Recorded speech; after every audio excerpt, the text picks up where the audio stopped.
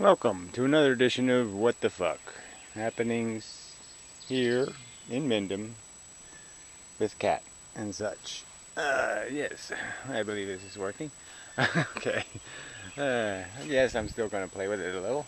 You know, I like it. The quality was adequate and such. So, anyway, so let's see what's going on in. Not much, to talk about. I think it's still just this refinement of argument. I've sort of made this argument before. There's two steps to this whole process of changing the world or trying to have a conversation with people. And see, this stuff, this constantly, there's all this stuff to do here. It does take up my time.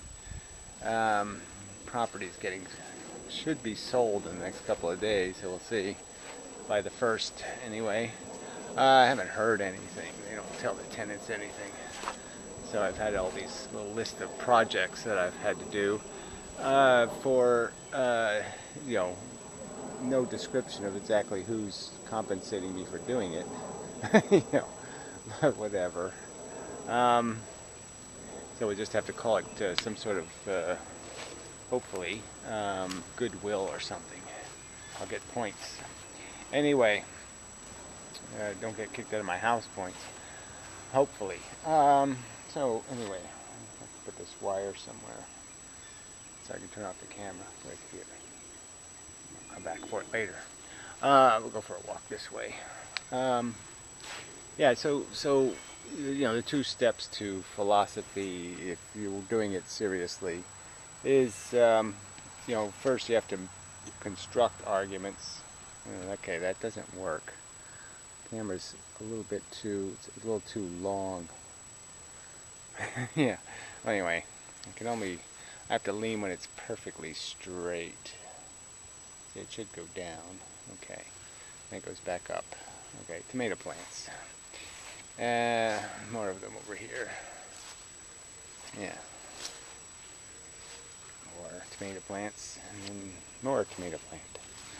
And then there's more tomato plant over here. Right, so this video is going to take forever at this rate. Two things. First, you have to construct a theory, the argument, what it's made out of in terms of the elements of the argument. And, it hopefully has a great deal of truth value built into it. Persuasiveness. It's also stylish argument. Compelling to people. They find it interesting enough to pay attention and to say, oh yeah, that makes sense. And then the second part is having that argument tested, going out and fighting and stabbing people with it, so to speak, and winning all the battles and taking over the world. A battle at a time.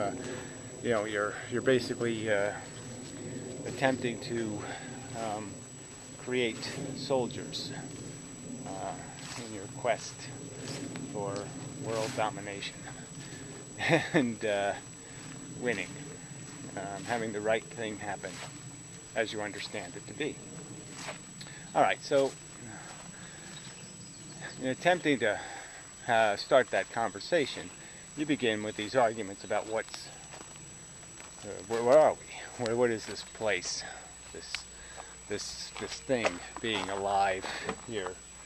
Oh, no mail. We'll check his. He's got one of these. Maybe I don't have any today. Wow, allergy. Anyway. We'll go the back way, I guess. So anyway, it gets into this determinism argument, and this argument from, are we just byproducts of a mechanical universe, and just reading a script, playing a character in the playing out of a movie, and it's sort of already in the can, so to speak. What's going to happen is going to happen, and nothing's going to change that fact. But we're all going to have to read our script. We're all going to have to play our character.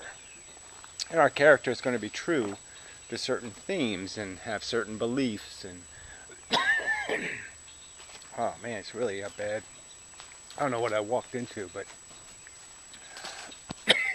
oh, I think it's going to kill me. Yeah, bad. I never had allergies. It's a whole new experience. Anyway, must have been this tree did it. The evil little tree did it. I touched that. That tree did it. Anyway, I don't know what this cat does this for.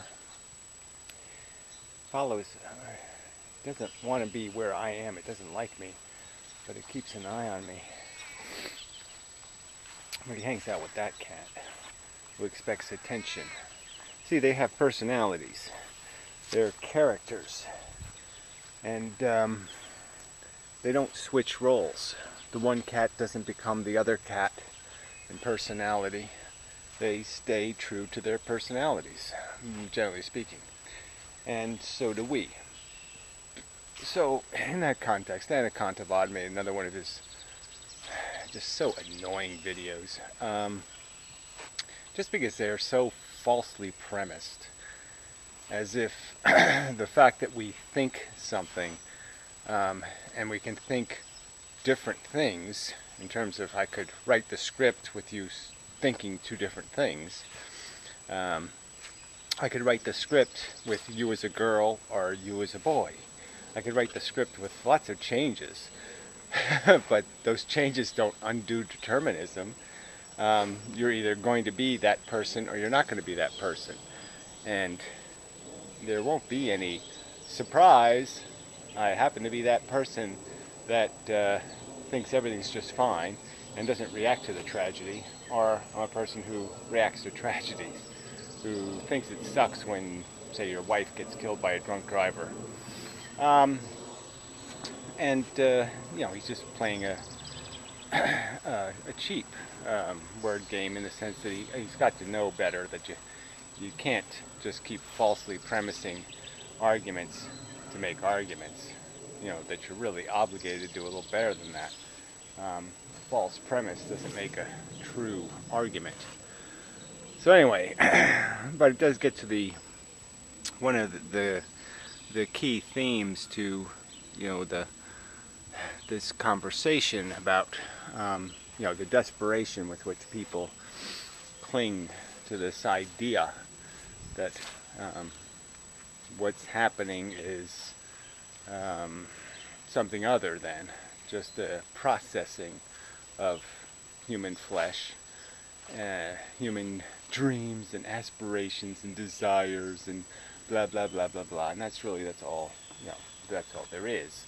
You're infected with a need to go from here to there, and you go from here to there at some risk. And again, the risk part is the part that people don't have any appreciation for. And it's, I suppose I've been guilty in some sense of making the argument in the wrong sense, of saying, well, you know, would you relive your life or reimpose your existence? When the real argument is, again, is take the risk of everything that you're the byproduct of. To relive your life, especially for a privileged person in the West, so to speak, or somebody who's very full of themselves, like Inmendham, you're going to create a whole bunch of people who aren't so enlightened. You know, they didn't read all their little Nietzsche and shit, and they don't have the perspective you have. They're kind of failures, and they're going to live miserable lives, bleak and harsh, and they're not going to recover from their depression with some kind of new power philosophy, you know, that's going to enable them to say, I don't care, I'm paralyzed tomorrow. I have, my brain is so big, I'll just live on brain power. I don't, I don't need to be able to walk to the bathroom. Like I'll have somebody push me or carry me. That'll be okay with me. Well, anyway, it's just all horseshit. Yeah. All right. So, and in Hofladay's rhetoric is also useless in the sense that, useless in its detail. He premises it correctly. Yes, I don't believe in determinism. Yes, I don't believe in fatalism, and I don't believe that determinism means fatalism in the sense that it'll never be fatalistic from our perspective, because everything that's happening we don't have perfect knowledge of. So everything that happens, sometimes I need somebody to say, somebody's standing over there, and they say, look out, there's an elephant falling out of that tree. Ah! And I move. I need stuff to change what happens to me, and those changes, from my perspective, seem like changes. They were inevitably going to happen, but from my perspective, I didn't see them happening. I didn't see the elephant that was going to fall out of the tree on me, and I didn't see the guy over there was going to tell me about it. I didn't see any of that coming.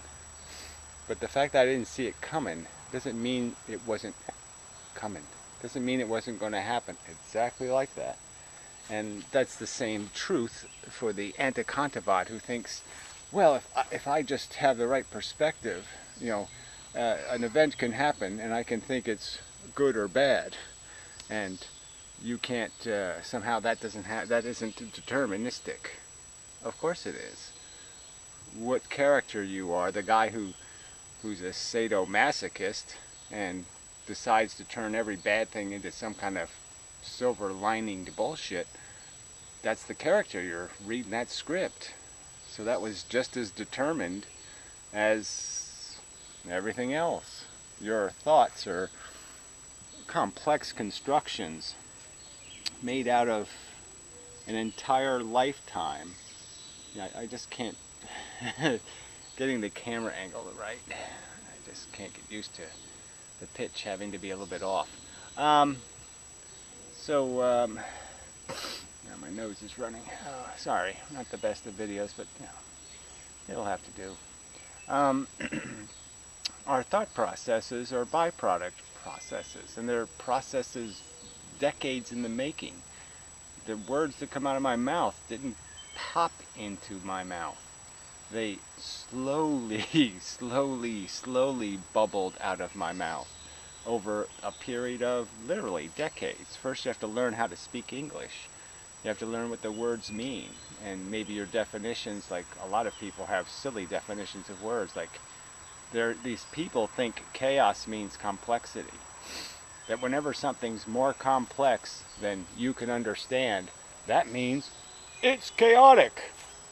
They think that's how words work, that you can just fuck with them that way and make them make no sense at all. And so there's lots of people who don't even get vocabulary right. Now, there's nothing, you can't just magically make them understand the concept of the word correctly. That has nothing to do with how complex something is. It has to do with what causes it and whether the cause is ordered or constructed. So anyway, the complete breaking of words. This cat. See if I can tilt enough to see the cat. Ooh, doesn't like tilting that much, Gary. Nope. You gotta do it correctly. Well, anyway, I'll give up on that one. I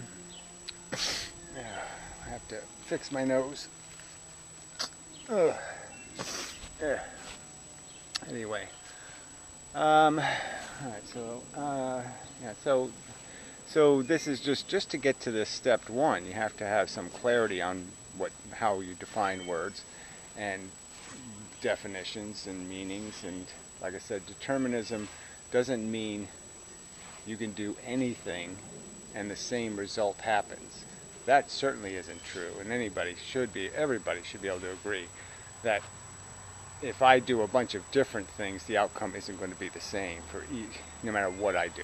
I go to the war, I don't go to the war, everything turns out exactly the same. That's not going to be true.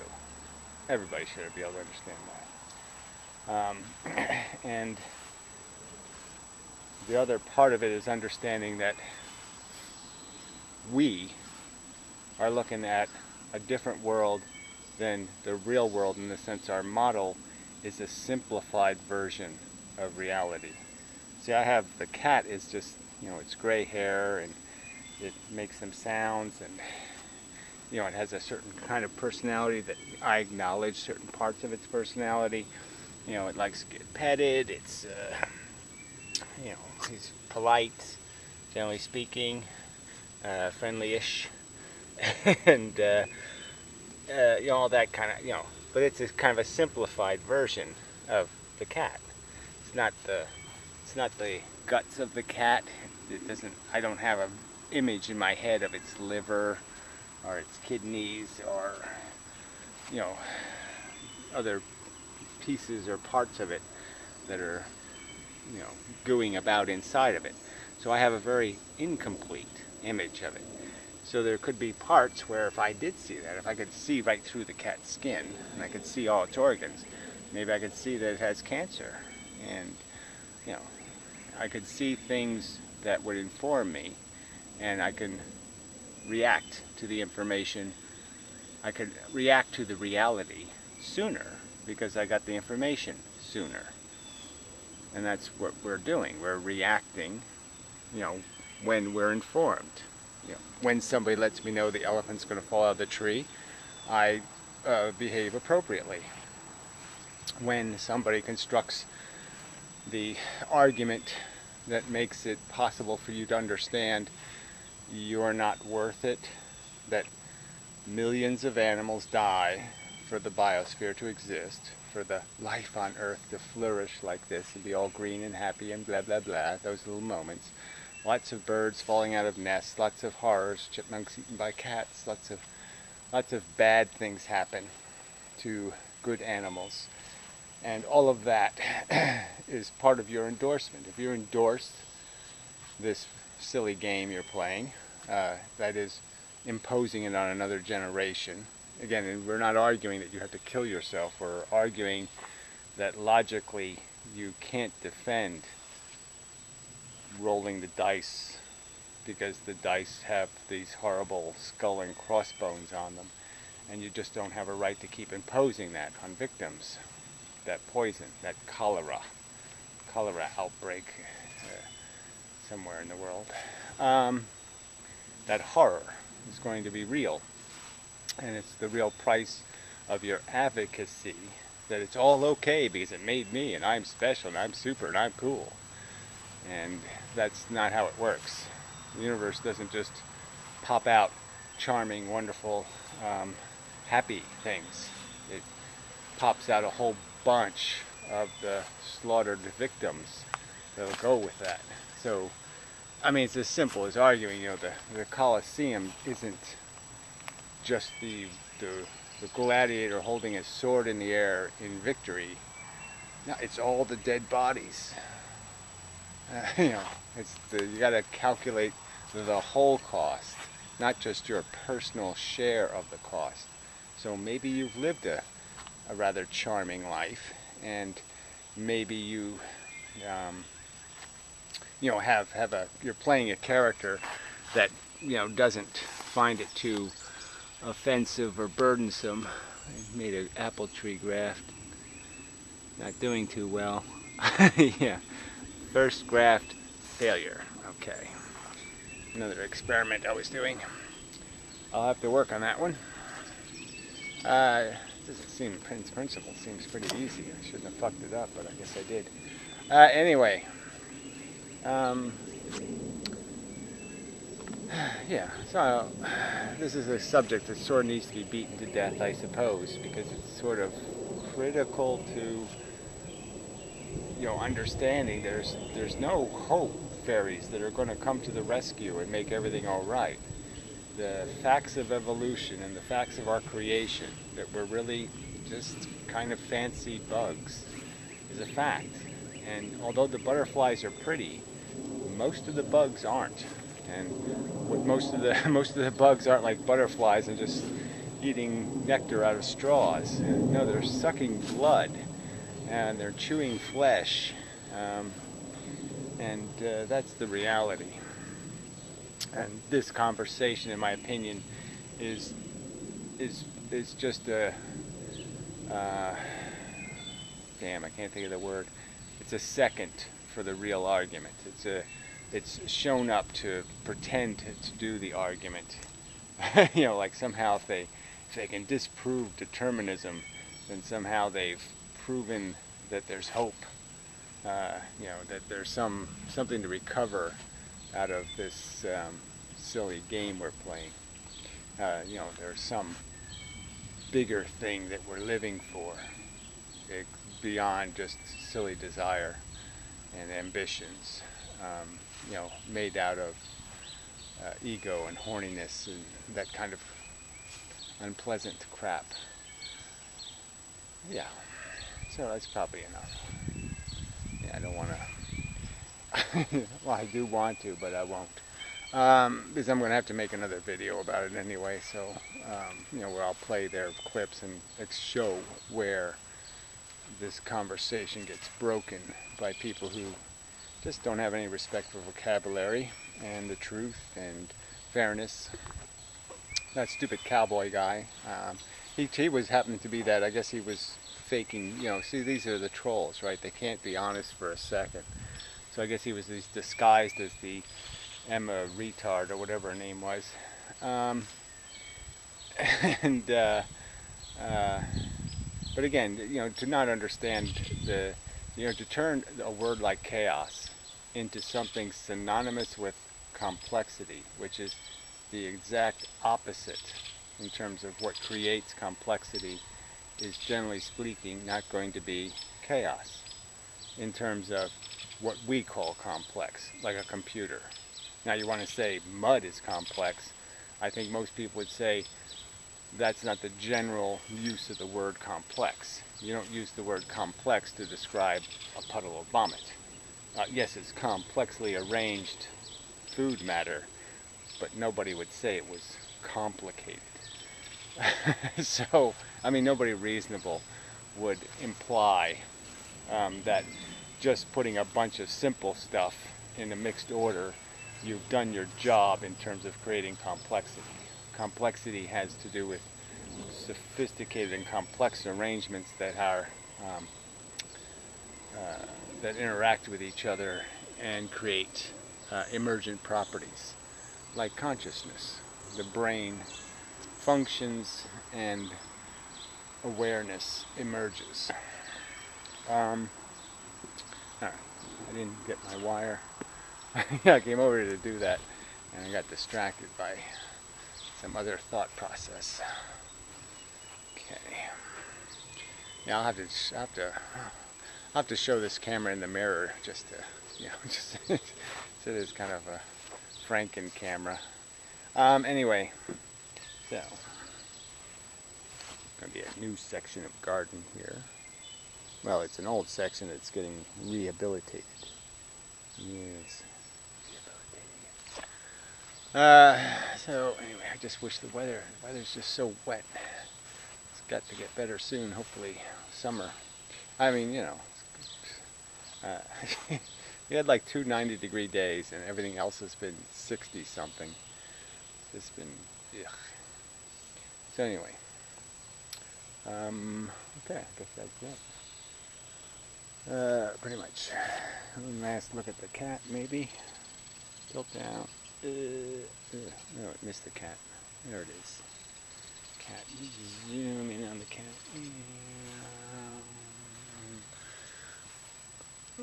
There. Too fascinating, right? No, not too fascinating. But anyway. So, until the next time when I attempt to expand this conversation, probably. Hopefully by next week I won't still be arguing determinism. Hopefully. But there isn't much after that. There really isn't. There's evolution and, oh shit, it's really expensive to make living things because a whole bunch of them have to get killed. All the defective ones and all the unlucky ones in horrible ways. And even the lucky ones end up getting killed, but you know, they tend to get lucky and not have to get killed horribly. So anyway, turning the camera for the off position thing. And so there's a last look at the garden thing, area, sitting area. Sitting area, there's 2 chairs. Theoretically, you know, I'm more of a people person than I say, maybe. They're just for me though, really. My chair and my chair. Yeah. Depends on what character I am on that particular day.